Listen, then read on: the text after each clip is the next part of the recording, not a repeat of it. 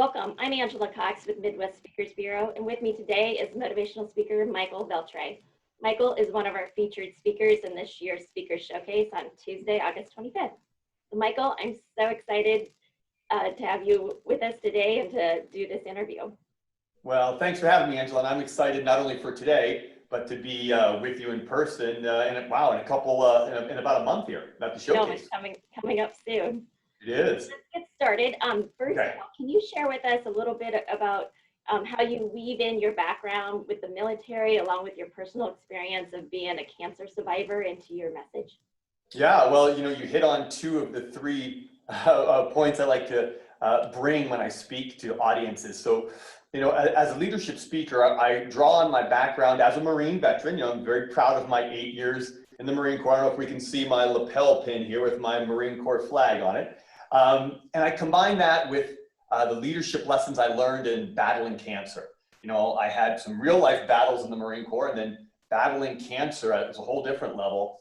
And then the third piece is, 25 plus year rich business experience where everything I learned in the Marine Corps and battling cancer, I put on the battlefields of the boardrooms and things I've been in. So, combining my leadership methodology with that multifaceted background to help people make better decisions to be better leaders. Because think about it, our decisions shape our destiny.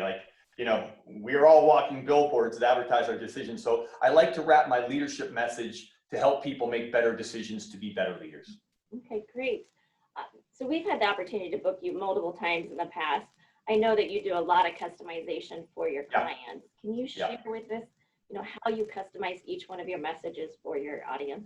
Sure. So, I'll customize it and everything from as diverse as the one association called NAWIC, which is the National Association of Women in Construction. So there is such a organization, and you might think, what does a guy like me have in the same as that? And so that's where I dive in. So I always do our kickoff meetings with the event planners, but more importantly, I always ask the event planners if I can talk to 2 or 3 attendees that will be at the event, so I can find out some of their challenges, some of their recent wins, some of their questions. And along with my digital research, we can research most organizations online. I really like to have that personal touch in talking with people that will be at an event, so I can customize my talk to really make it relevant to that audience, no matter what it is, women in construction or any of the other great bookings you've gotten me. Mm-hmm.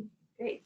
Okay. So how do you engage your listeners, whether it's during a live keynote or a virtual program? Yeah, and as we know, Angela, in these times where everyone's doing virtual, first and most important thing is it's not about me. I make every talk, every live event, virtual event, keynote, breakout session, all about the audience.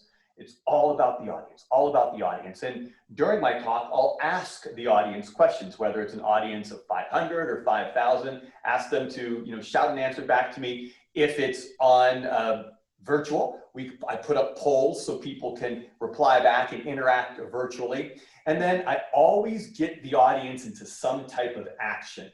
Whether it's turning and talking to the person next to them, doing a simple exercise that I've pre-planned for them. Because if they're actually doing something, some important action to reinforce the learning that I'm giving them, that really helps with the experience versus, sitting and not doing anything for 60 minutes. Right.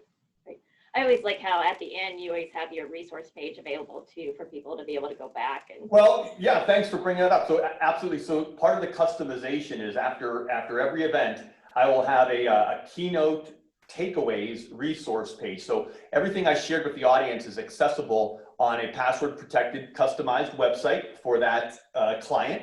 And they can go there and download everything for free. And that's a great way to, thanks for getting them into action even after I've left the stage. Well, with our theme this year being Unmask the Possibilities, what was your favorite superhero growing up? Oh my gosh. All right, well, so I'll tell a story. So my favorite superhero is Spider-Man. But however, when I was in kindergarten, and I have a daughter, as you know, that just got out of kindergarten, going into first grade, I dressed for some crazy reason way back in the day as Spock from Star Trek. And I remember those cumbersome plastic masks with that uncomfortable elastic that went around. And I remember having this Spock mask on and a little Spock costume. And in kindergarten, we got paraded around from classroom to classroom. And I, you know, even right now, in my 5th decade of life, I still remember when I was 5 or 6 years old, I forgot my Spock mask on my kindergarten table. And I was the only kid walking around without a mask. And I remember looking in our classroom and seeing the mask there. So I love your theme for the showcase. I don't know if I can get a Spider-Man or a Spock mask to wear, but I'm sure we'll have a lot of fun unmasking all of these possibilities at the showcase this year for sure.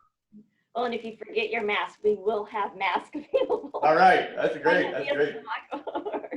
But we will have masks available for people. Well, thank you, Michael. We really look forward to hearing more of your presentation on Tuesday, August 25th at our showcase.